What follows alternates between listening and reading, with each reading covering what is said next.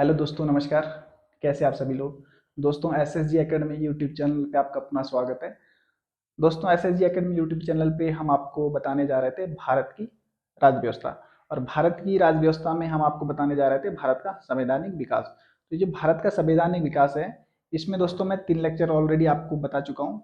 आशा करता हूँ आप उन तीनों लेक्चरों का अच्छे से अध्ययन कर चुके होंगे। ठीक है, क्योंकि आगे के जो ये लेक्चर मैं आपको बताने जा रहा हूँ, ये आपको तभी आसानी से समझ में आ जाएंगे जब आप पीछे के जो 3 लेक्चर है उनका आपने अध्ययन कर लिया हो। तो आज का जो ये भारत का जो संवैधानिक विकास है, भारत का संवैधानिक विकास,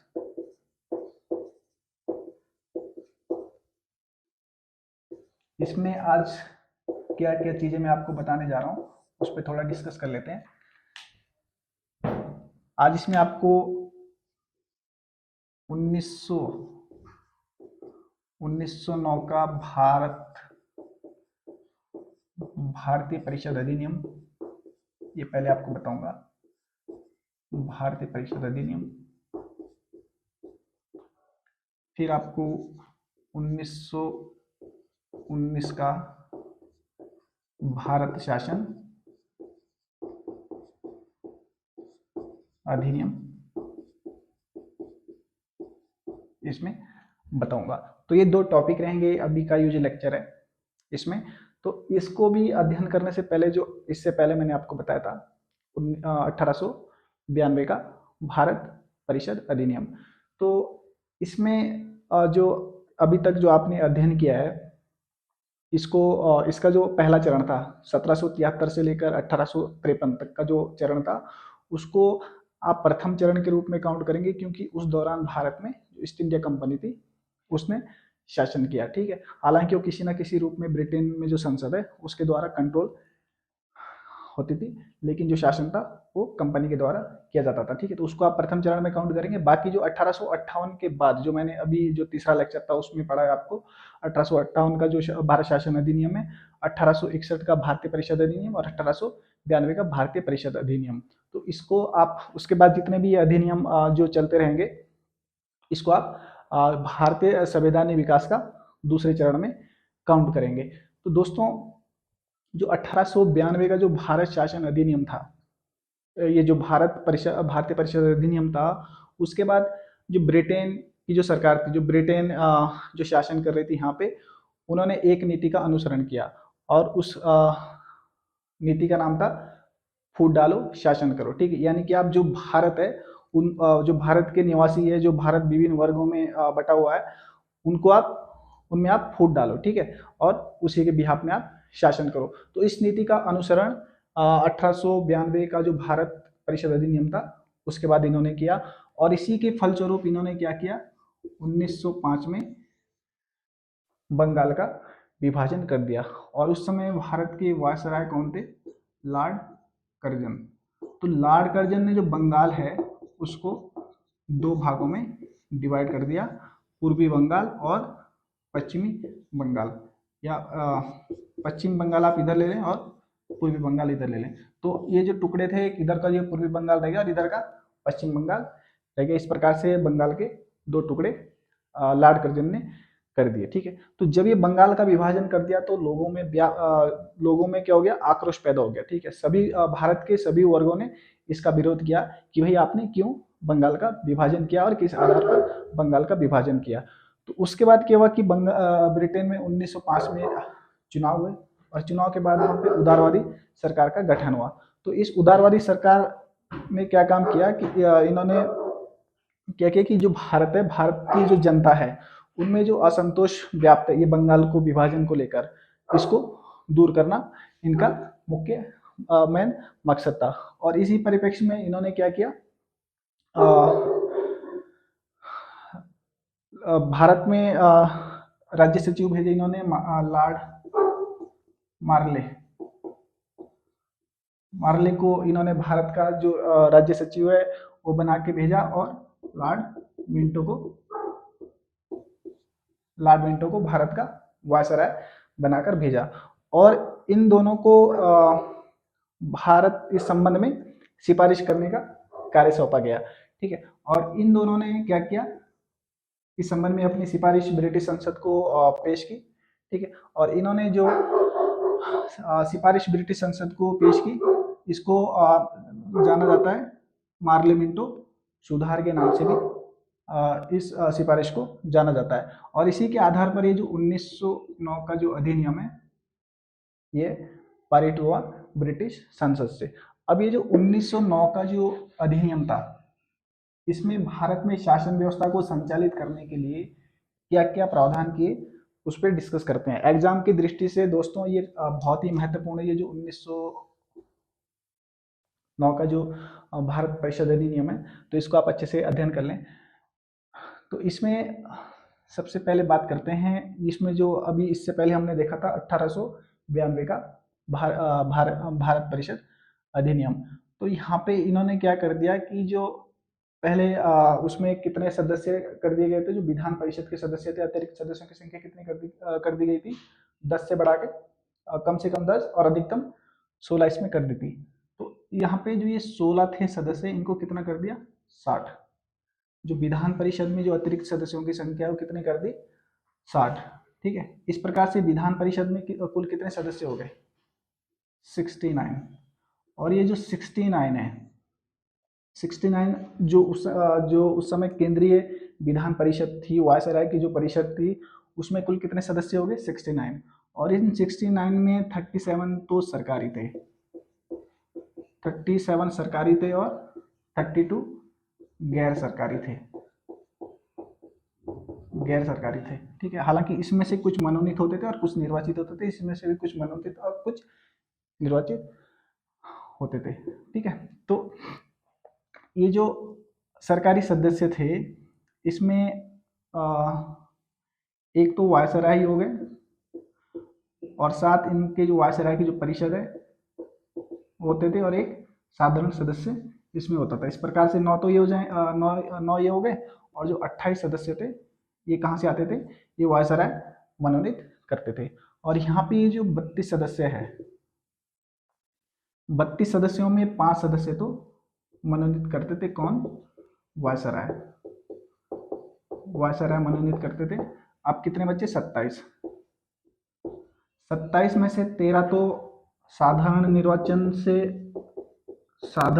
निर्वाचन से ये आते थे, 12 विशेष श्रेणी निर्वाचन से आते थे। विशेष श्रेणी निर्वाचन क्षेत्र, ये 13 साधारण निर्वाचन क्षेत्रों से आते थे, 12 विशेष श्रेणी निर्वाचन क्षेत्रों से आते थे, और 2 सदस्य बंगाल और बंबई की जो वाणिज्य मंडल है वहां से आते थे। ठीक है, इस प्रकार से इन सदस्यों का निर्धारण इसमें किया गया।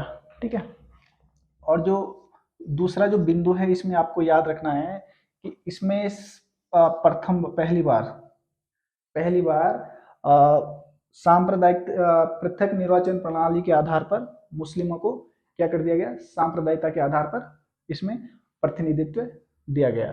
ठीक है, इसका तात्पर्य हुआ कि जो मुस्लिम कैंडिडेट्स थे, जो मुस्लिम जो सदस्य थे, इनके सदस्यों का जो निर्वाचन करते थे वो केवल मुस्लिम सदस्य ही, उसमें जो मुस्लिम मतदाता थे वो उसमें वोट कर सकते थे। ठीक है, ये इसमें प्रावधान किया गया। इस प्रकार से जो यहाँ पे जो ये सांप्रदायिकता है उसको कानूनी रूप दे दिया गया। ठीक है, यानी कि इसको वैधानिकता प्रदान कर दी गई सांप्रदायिकता को भारत में। ठीक है, तो इस प्रकार से जो ये सांप्रदायिकता का जो जनक है वो किसे कहा जाता है, लॉर्ड मिंटो को। तो लॉर्ड मिंटो कौन था उस समय, भारत का वायसराय हुआ करता था। ठीक है, तो ये चीजें, 2 चीजें आप इसमें याद रखेंगे। अब इसमें जो तीसरी चीज जो आपको याद रखनी है, तीसरी चीज ये है कि उस समय जो भारत परिषद या जो वायसराय की जो परिषद है, वायसराय की परिषद, इसमें भारतीयों को सम्मिलित नहीं किया जाता था इससे पहले। ठीक है, लेकिन इस अधिनियम जो ये 1909 का जो ये अधिनियम है, इसमें भारतीयों को भी इसमें सम्मिलित किया गया। तो जो भारत की जो परिषद है, जो भारत परिषद है भारत राज्य सचिव की, इसमें 2 लोगों को इसमें सम्मिलित किया गया था। एक थे केसी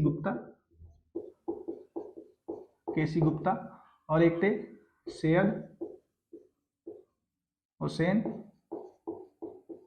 बिलग्रामी। दो लोग तो ये इसमें दो लोगों को तो भारत परिषद में सम्मिलित किया गया, और एक व्यक्ति इसमें सम्मिलित हुए थे, इनका नाम था सत्येंद्र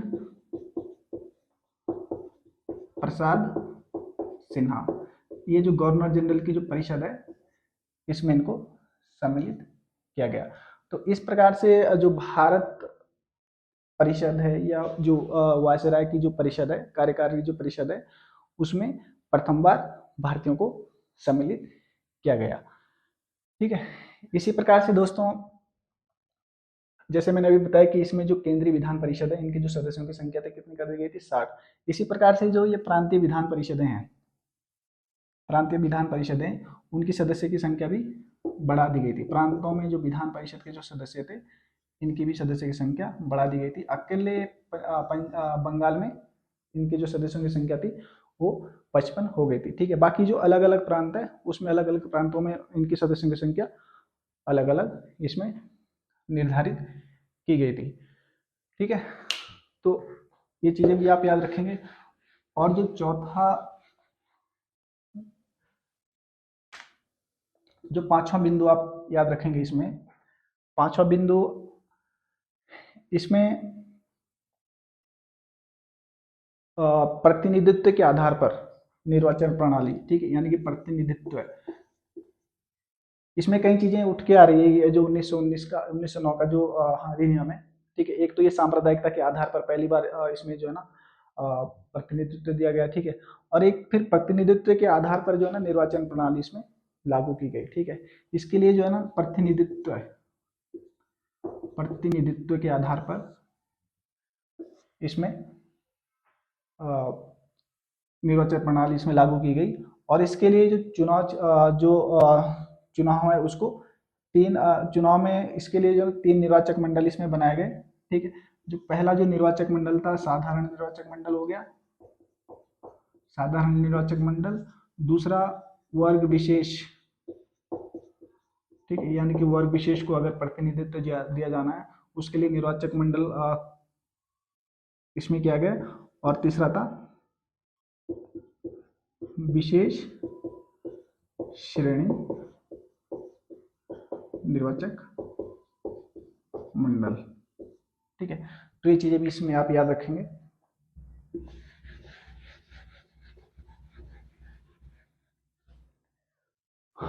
फिर छठे में अगर बात करें तो छठे में जो जैसे अभी तक हमने बताया था कि जो 1892 की अगर हम बात करें तो जो सदस्य थे, जो विधान परिषद के सदस्य थे, वो केवल प्रश्न पूछ सकते थे। ठीक है, लेकिन ये जो 1909 का जो अधिनियम है इसमें चाहे केंद्रीय विधान परिषद हो या फिर प्रांतीय विधान परिषद हो, तो उनके जो सदस्य थे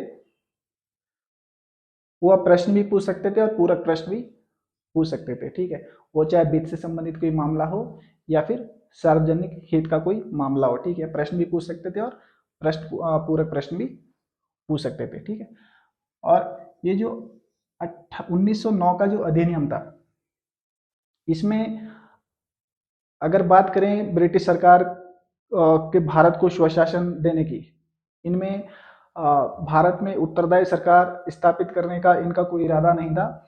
इनका जो मेन इरादा था वो जो विधान परिषद थी उसको एक परामर्शदात्री संस्था के रूप में विकसित करना था। ठीक है, यानी कि परामर्शदात्री संस्था के रूप में इसको विकसित करना था, किसको? विधान परिषद को। ठीक है, और ये जो विधान परिषद के जब चुनाव होते थे तो इसमें वही लोग इसमें वोट कर सकते थे जिनकी वार्षिक आय 15,000 तक की होती थी। ठीक है, या फिर वो 1,000 के रूप में 10,000 लगान के रूप में देते हो। और बंगाल के लिए प्रावधान था कि केवल वो ही लोग इसमें वोट कर सकते हैं जिनको इन्होंने, जो ब्रिटिश सरकार है, इन्होंने या तो नवाब की इसमें उपाधि दी हो या फिर राजा की उपाधि इसमें दी हो। तो देख लीजिए इस प्रकार के प्रावधान इस जो 1909 का जो अधिनियम था इसमें किए गए। ठीक है, एग्जाम की दृष्टि से बहुत ही महत्वपूर्ण है। ये भारत का जो संवैधानिक विकास है, आप किसी भी जो आपका चाहे स्टेट लेवल का कोई एसएससी का एग्जाम्स हो, ठीक है, या सेंट्रल लेवल का कोई एसएससी का एग्जाम या कोई भी एग्जाम्स हो, ठीक है, सामान्य अध्ययन का पेपर उठा के देख लें, या स्टेट लेवल में कोई भी एग्जाम्स हो, चाहे ग्रुप सी से हो, ग्रुप डी से हो, आपका पुलिस कांस्टेबल का हो, ठीक है, या फिर सब इंस्पेक्टर का हो, यहाँ से क्वेश्चन जरूर बनता है, ठीक है। तो आप इस जो ये टॉपिक भारत का जो संवैधानिक विकास जो टॉपिक है, इसको आप बिल्कुल भी हल्के में ना लें, ठीक है, क्योंकि जो आपके जो मेरिट का निर्धारण होता है वो कितने कितने मार्क्स से होता है उसका अंदाजा आप खुद लगा सकते हैं। तो इस प्रकार से ये जो 1919 का अधिनियम है, माफ कीजिए 1909 का जो अधिनियम है ये कंप्लीट होता है। इसके बाद डिस्कस करते हैं 1919 का भारत शासन अधिनियम। तो ये जो 1909 का जो अधिनियम है इसके बारे में हमने अभी पढ़ा। इनका जो मेन मकसद था, उस समय इन्होंने क्या किया, भारत में सांप्रदायिकता के आधार पर निर्वाचन प्रणाली इसमें लागू कर दी, ठीक है। यानी कि सांप्रदायिकता के आधार पर जो हमारा देश है उसको बांटने लगे, ठीक है। तो इसमें क्या हुआ कि 1911 में हार्डिंग वायसराय बने हार्डिंग, लॉर्ड हार्डिंग 1911 में, ठीक है। और इसने भारत में उदारवादी नीति का अनुसरण किया। इसने क्या किया कि जो ये 1905 में जो ये बंगाल का विभाजन हुआ था, इसको इसने वापस ले लिया, बंगाल विभाजन को, ठीक है, क्योंकि लेना ही था, क्योंकि इसका विरोध इतना ज्यादा हो रहा था भारत में कि जिसकी आप कल्पना भी नहीं कर सकते हैं, ठीक है। तो 1911 में बंगाल विभाजन वापस कर लिया, ठीक है। और जो राजधानी थी कलकत्ता में, उसको 1911 में ही दिल्ली ट्रांसफर कर दिया गया, ठीक है। और इसी बीच 1913 में एनी बेसेंट का भारत में आगमन हुआ, ठीक है। तो उन्होंने होम रूल जो आंदोलन चलाया था उसके द्वारा भी भारत में राष्ट्रीयता का एक प्रकार से उदय हुआ, ठीक है। उसी प्रकार से 1914 में प्रथम विश्व युद्ध भी शुरू हो गया, ठीक है। प्रथम विश्व युद्ध में शुरू हो गया तो इससे क्या हो गया कि जो ब्रिटेन की जो साम्राज्यवादी नीति थी, ठीक है, जो साम्राज्य विस्तार करना चाहती थी, ठीक है, उस पर विराम लग गया, ठीक है, क्योंकि जो सारा ध्यान था वो युद्ध की ओर चला गया, ठीक है। उसी प्रकार से 1916 में मुस्लिम लीग और कांग्रेस में लखनऊ में एक समझौता हुआ, ठीक है, जिसके द्वारा क्या हो गया कि ये जो सांप्रदायिकता की जो जड़ें पैदा कर रहे थे भारत में, उसको एक प्रकार से विराम लग गया, ठीक है। तो ये कई सारी चीजें थी जिनसे भारतीयों में राष्ट्रीयता की भावना तो प्रबल होती गई, ठीक है। लेकिन ब्रिटेन भी उधर चिंतित था कि ये सारी चीजें किसी ना किसी तरह से भारतीयों के हित में थी। तो 1917 में लॉर्ड चैम्सफोर्ड ये भारत के वायसराय बने, ठीक है। ये वायसराय बने तो फिर उसी समय जब इनको लगने लगा कि भैया भारत की जो जनता है ये किसी भी तरह से स्वशासन को हासिल करके रहेगी, तो ये 20 अगस्त 1917 को ब्रिटिश संसद में, जो ब्रिटिश संसद में थी, वहां पे एक सुधारों का एक प्रस्ताव पारित किया गया, ठीक है, एक प्रस्ताव कि भाई ये सुधार जो है ना हम करने जा रहे हैं। एक सुधारों का एक प्रस्ताव पारित किया गया और ये इसकी घोषणा किसने की भारत में, तत्कालीन जो भारत सचिव थे मॉन्टेग्यू भारत में तत्कालीन वायसराय थे, ठीक है। इसमें जो ये सुधारों की घोषणा की गई थी, इसमें घोषणा की गई थी, इसमें 4 बिंदु है, आप बिल्कुल इसको ध्यान रखेंगे कि जो ब्रिटिश सरकार है उसका लक्ष्य क्या है, भारत में स्वशासन स्थापित करना। भारत में जो ब्रिटिश सरकार है उसका क्या लक्ष्य है, भारत में स्वशासन को विकसित करना। लेकिन जो ये स्वशासन है ये एकदम ना देकर हम इसको विभिन्न चरणों में देंगे, विभिन्न चरणों में इसको दिया जाएगा। और ये जो नंबर 3 में विभिन्न चरण है, इसका निर्धारण कैसे किया जाएगा, भारतीयों के द्वारा स्वशासन के क्षेत्र में की गई प्रगति के आधार पर इन विभिन्न चरणों का निर्धारण किया जाएगा, प्रगति के आधार पर। अब ये जो प्रगति है, कितनी प्रगति की इस क्षेत्र में भारतीयों ने, इस प्रगति का निर्धारण कौन करेगा? ब्रिटिश संसद, ब्रिटिश संसद और भारत स्थित ब्रिटिश सरकार, और ब्रिटिश सरकार, यानी कि भारत में जो ब्रिटिश सरकार है वो इसका निर्धारण करेगा। तो इस प्रकार से ये पहली शासकीय घोषणा थी जिसमें जो ब्रिटिश राष्ट्रमंडल के अन्य उपनिवेश थे उसी की तरह भारत को भी एक स्वशासन स्वशासन प्रदान करना इसमें प्रस्तावित था। ठीक है, तो इसके बाद जो ये भारत सचिव थे मॉन्टेग्यू, इन्होंने शिमला में जो ये वायसराय थे उस समय चेम्सफोर्ड और अन्य नेताओं के साथ एक विचार किया। ठीक है, और ये विचार 1918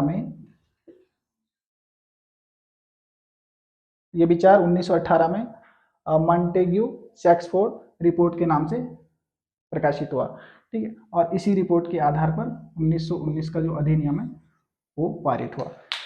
तो ये चीजें थी इसकी प्रारंभिक चीजें। अब मेन जो चीजें हैं, ये जो 1919 का जो भारत शासन अधिनियम है, इसमें क्या क्या चीजें इसमें मेन थी उन पे हम ध्यान देते हैं। तो इसमें जो सबसे पहले इसमें काम किया गया,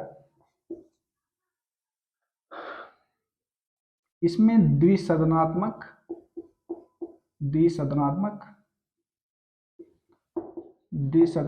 विधानमंडल की व्यवस्था, इसमें विधानमंडल की व्यवस्था इसमें की गई।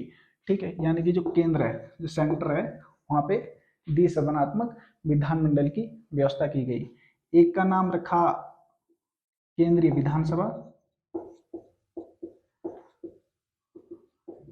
विधानसभा, और दूसरे का नाम रखा राज्य परिषद। तो ये जो केंद्रीय विधानसभा थी, इनके सदस्यों की जो संख्या थी कितनी थी? 144, या कई बार जो है ना 145 बीच में आ जाता है, ये चीजें आप ध्यान रखेंगे। ठीक है, और ये जो राज्य परिषद है, इनके सदस्यों की संख्या कितनी निर्धारित की गई? 60। तो ये जो केंद्रीय विधानसभा के जो सदस्यों का जो निर्वाचन है वो पृथक निर्वाचन प्रणाली के माध्यम से होता था।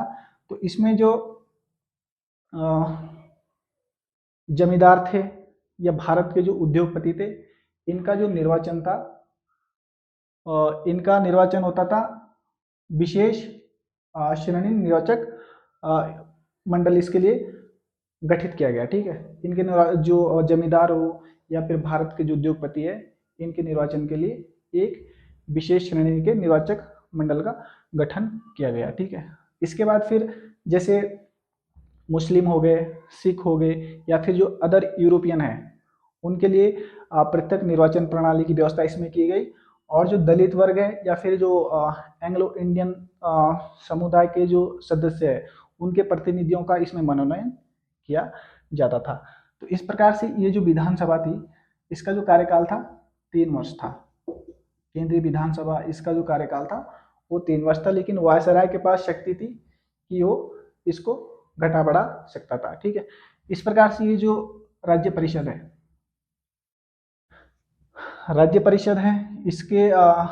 इसके जो सदस्यों का जो चुनाव है, इसमें वही व्यक्ति वोट कर सकता था जो एक निश्चित धनराशि के रूप में कर सरकार को देता था। ठीक है, कर सरकार को देता था। और इसमें जो मुस्लिम है या जो सिख है, उनके लिए इसमें सांप्रदायिकता के आधार पर इसमें आप निर्वाचन की व्यवस्था इसमें की गई। और इसमें जो आपको ध्यान रखना है, इसका जो कार्यकाल था वो 5 वर्ष निर्धारित किया गया था। हालांकि जो वायसराय है उसके द्वारा इसको घटा बढ़ाया भी जा सकता था। तो ये चीजें हैं दोस्तों जो आपको यहाँ पे याद रखनी है।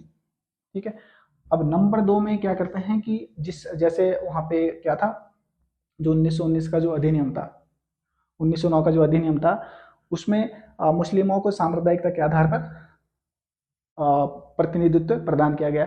इसी प्रकार से यहाँ पे क्या कर दिया, जो सिख थे, ठीक है, सिखों के लिए भी क्या कर दिया, इसी प्रकार से सांप्रदायिकता के आधार पर पृथक निर्वाचन प्रणाली यहाँ पे लागू कर दी गई। इस प्रकार से जो तीसरा बिंदु है, जो ये 2 सदन है, केंद्रीय विधानसभा और राज्य विधान परिषद, इन दोनों में जो शक्तियां थी वो लगभग दोनों में सेम थी, केवल वित्त को छोड़कर। वित्त को छोड़कर सभी दोनों ही सदनों की जो शक्तियां थी वो लगभग बराबर थी। केवल वित्त के मैटर में जो ये राज्य परिषद है इसके मत की आवश्यकता नहीं पड़ती थी। वित्त संबंधी अगर कोई विधेयक होता था तो यहीं से विधानसभा से ही वो पारित हो जाता था। अगर ये मत भी नहीं करती थी तो उससे उस पर कोई प्रभाव नहीं पड़ता था। लेकिन अगर इन दोनों में मतभेद हो जाए आपस में, केंद्रीय विधानसभा और ये जो राज्य परिषद है, अगर इन दोनों में मतभेद हो जाता है तो एक जो वायसराय थे वो इनकी संयुक्त बैठक बुलाते थे और जिधर भी बहुमत होता था उधर कोई ये निर्णय होता था। तो इस प्रकार से ये सारी व्यवस्थाएं इस अधिनियम में की गई थी।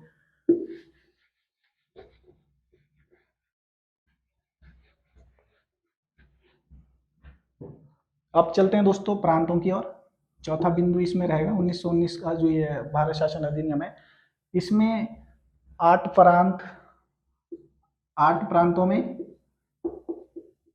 प्रांतों में विधान परिषद का गठन किया गया। इस अधिनियम के द्वारा विधान परिषदों का गठन किया गया। 8 प्रांतों में विधान परिषदों का गठन किया गया। इसमें बंगाल हो जाएगा, बंगाल हो गया, मद्रास हो गया, बम्बई हो गया, पंजाब हो गया, आसाम हो गया, संयुक्त प्रांत हो जाएगा, संयुक्त प्रांत यानी कि वर्तमान उत्तर प्रदेश संयुक्त प्रांत हो जाएगा। और उसके बाद अवध, मध्य प्रांत और मध्य प्रांत एवं बरार। फिर आ जाएगा आपका बिहार और उड़ीसा, बिहार और उड़ीसा। उस समय उड़ीसा ही था, अब इस समय तो ये ओडिशा हो गया है। तो ये 8 प्रांतों में क्या कर दिया, विधान परिषदों का गठन किया गया। ठीक है। और इसमें भी क्या कर दिया गया कि जो ये जो केंद्रीय विधान परिषदें थी, जो केंद्रीय विधानमंडल थे, जो केंद्रीय विधानमंडल के जो सदन थे, उसमें भी क्या कर दिया, इन लोगों को प्रश्न पूछने का भी अधिकार था, पूरक प्रश्न पूछने का भी अधिकार था और आलोचना करने का भी अधिकार था। तो सेम चीजें यहाँ पे जो ये प्रांतीय विधान परिषदें थी इसमें भी लागू की गई। तो ये जो प्रांतीय विधान परिषदें हैं ये अपने लिए अलग से अपना बजट अलग से बना सकते थे और अपने लिए अलग से कानून इसमें बना सकते थे। ठीक है। और ये जो प्रांतीय जो विधानसभा है इनमें जो चुनाव होता था इसमें भी प्रत्यक्ष निर्वाचन प्रणाली को अपनाया गया। ठीक है। हालांकि जो सांप्रदायिकता के आधार पर जो निर्वाचन जो आरक्षण दिया जाना था इसमें भी इसमें भी इसका प्रावधान किया गया था। ठीक है। सांप्रदायिकता के आधार पर जो आरक्षण था वो प्रांतीय विधान परिषदों में भी दिया जाने लगा। तो ये सारी चीजें आप ध्यान रखेंगे। इसी प्रकार से दोस्तों जो प्रांतों में हैं, प्रांतों में क्या कर दिया, प्रांतीय सरकारों का जो प्रशासन है उसका परिसीमन कर दिया गया, परिसीमन कर दिया गया। जो प्रांतीय सरकारें थी वहां पे जो प्रशासन है उसका परिसीमन कर दिया गया। ठीक है। तो इसमें जो प्रशासन की दृष्टि से विषयों को 2 वर्गों में बांटा गया, केंद्रीय विषय और प्रांतीय विषय। तो जो ये प्रांतीय विषय है इसको फिर 2 भागों में बांट दिया गया। एक थे आरक्षित विषय और दूसरे थे हस्तांतरित विषय। तो इस प्रकार से जब ये 2 भागों में डिवाइड कर दिया गया, इसको जो प्रांतीय जो विषय थे उनको 2 भागों में डिवाइड कर दिया, इस प्रकार से क्या हो गया, प्रांतों में द्वैध शासन शुरू हो गया। तो ये क्वेश्चन आ सकता है कि प्रांतों में द्वैध शासन की शुरुआत कहाँ से होती है, तो ये होती है 1919 के भारत शासन अधिनियम के द्वारा। ठीक है। भारत में द्वैध शासन जो प्रांतों में है उसमें द्वैध शासन शुरू हो गया। ठीक है। ये चीजें आप ध्यान रखेंगे। तो जो ये आरक्षित विषय थे, आरक्षित विषय में आ जाएंगे जैसे वित्त हो गया, ठीक है, सैन्य से संबंधित कोई मैटर है तो ये आरक्षित विषय में आते थे। और इसका जो प्रशासन, इसका जो देखभाल है वो कौन करते थे, वायसराय और उसकी परिषद। और ये हस्तांतरित विषय थे, इसमें कौन कौन से आते हैं, जैसे स्वास्थ्य हो गया, शिक्षा हो गया, ठीक है, इसके अंतर्गत ये विषय आ जाते थे। और इसका जो प्रशासन है वो कौन करते थे, जो मंत्री होते थे, जो भारत के जो मंत्री थे उनको इसका उत्तरदायित्व सौंपा गया था। तो इस प्रकार से प्रांतों में द्वैत शासन एक प्रकार से लागू किया गया। और इस अधिनियम की जो एक और महत्वपूर्ण बात है वो यह है कि प्रांतों में क्या नाम, जो केंद्रीय बजट है, केंद्रीय बजट एवं प्रांतीय बजट को अलग कर दिया, यानी केंद्र का जो बजट है उसको प्रांत के बजट से एकदम अलग कर दिया गया। अपना केंद्र का अलग बजट रहेगा और प्रांत का अलग बजट रहेगा। जैसे कि इस समय भी होता ही है, केंद्र सरकार अपना अलग बजट प्रस्तुत करती है और जो राज्य की जो सरकारें हैं वो अपना अलग बजट प्रस्तुत करती है। तो इस प्रकार से ये इसमें प्रावधान कर दिया गया। और इसमें जो एक बिंदु है और कि ब्रिटेन में लंदन में एक उच्चायुक्त कार्यालय का सृजन किया गया, ठीक है, उच्चायुक्त कार्यालय का सृजन किया गया लंदन में, ठीक है, पहली बार। इससे पहले उच्चायुक्त कार्यालय लंदन में भारत का नहीं हुआ करता था, ठीक है। भारत का उच्चायुक्त कार्यालय लंदन में गठित किया, सृजित किया। और यहाँ पे जो राज्य सचिव थे, भारत राज्य सचिव थे, इनका जो कुछ काम था वो यहाँ से इसको हस्तांतरित कर दिया गया, ठीक है, यानी कि इसके जो कुछ काम है वो हल्के होने लगे। इसके अतिरिक्त जो ये राज्य सचिव है, राज्य सचिव, भारत राज्य सचिव, और जो इसकी परिषद है, जो इसकी जो परिषद है, इनका जो वेतन था अभी तक कहाँ से दिया जाता था, जो भारत कोष है भारत से दिया जाता था। अब इनका जो वेतन है वो कहाँ से दिया जाएगा, जो ब्रिटेन की जो संसद है, ब्रिटेन की संसद के द्वारा जो बजट स्वीकृत किया जाएगा, वहां से इनका जो वेतन वगैरह है, जो और भत्ते हैं, वो वहां से दिए जाएंगे। इसके अतिरिक्त जो ये भारत परिषद है, इसके सदस्यों की संख्या कितनी कर दी गई, भारत परिषद के सदस्यों की संख्या कितनी कर दी, कम से कम 8 और अधिक से अधिक 12। इससे पहले कितने दिन के सदस्यों की संख्या, 15, ठीक है। और एक बात इसमें और चीज ध्यान रखेंगे, जो ये भारत सचिव है, इसके काम को और कम करने के लिए, इनके जो काम है और कम करने के लिए, यानी कि कार्यों में सरलता लाने के लिए एक हाई कमिश्नर गठित, हाई कमिश्नर की एक नियुक्ति कर दी गई, हाई कमिश्नर की, ठीक है, इनके कार्यों को कम करने के लिए। और इसमें एक बिंदु आपने और ध्यान देना है कि जो ये वायसराय की जो परिषद थी, वायसराय की परिषद, इसमें 6 सदस्य थे उस समय, और 6 सदस्यों में से 3 का भारतीय होना अनिवार्य था, 3 इसमें भारतीय होंगे, ठीक है। सिर्फ जो ये कमांडर इन चीफ है वो भारतीय नहीं होंगे, लेकिन जो 3 सदस्य इसमें भारत के होने चाहिए। तो इस प्रकार से दोस्तों ये जो 1909 का भारतीय परिषद अधिनियम और 1919 का भारत शासन अधिनियम, ये इसमें प्रावधान किए गए थे। और ये एग्जाम की दृष्टि से अगर बात करें तो ये एग्जाम की दृष्टि से ये बहुत ही इंपॉर्टेंट है। तो जिस तरह से अगर मैंने आपको बताया, अगर आप इसी तरह से अपने पर्सनल नोट्स बनाते हैं तो उम्मीद करता हूँ कि एग्जाम में यहाँ से क्वेश्चन जरूर आता है, ठीक है। तो आप इस प्रकार से इसका अध्ययन कर लें। बाकी दोस्तों आगे का जो हमारा टॉपिक रहेगा, इसके बाद 1919 का जो भारत शासन अधिनियम है उस पर डिस्कस करेंगे। उसके बाद फिर 1946 में कैबिनेट मिशन आती है, उस पर डिस्कस करेंगे। फिर उसके बाद अंतरिम सरकार का गठन कैसे हुआ, क्या क्या उसमें प्रावधान थे, भारतीय जो संविधान सभा है उसका गठन क्या हुआ, कैसे कैसे हुआ, ठीक है, किस किस तरह से उसमें प्रावधान किए गए, इन सारी चीज़ों पे अब इसमें डिस्कस करेंगे जो आगे का जो लेक्चर रहेगा। तो इस प्रकार से ये भारत का जो संवैधानिक विकास है इसके 4 लेक्चर कंप्लीट हो गए, ठीक है। और शायद 2 या 3 लेक्चर इसमें और रहेंगे, उसमें ये कंप्लीट हो जाएगा। इसी प्रकार से ये जो भारत का संवैधानिक विकास है आप इसको कंटिन्यूटी बना के रखें, अध्ययन करते रहें, क्योंकि ये थोड़ा आपको जटिल जरूर लग रहा होगा, लेकिन अगर आप इसको सिस्टमेटिकली तरीके से पढ़ते हो, ठीक है, शुरू से लेकर लास्ट तक जिस भी तरीके से अगर हम बताएं, अगर आप उस तरह से इसका अध्ययन करेंगे तो ये बिल्कुल आपको ईजी लगने लग जाएगा, ठीक है। तो दोस्तों मिलते हैं आपसे नेक्स्ट लेक्चर में, तब तक के लिए धन्यवाद।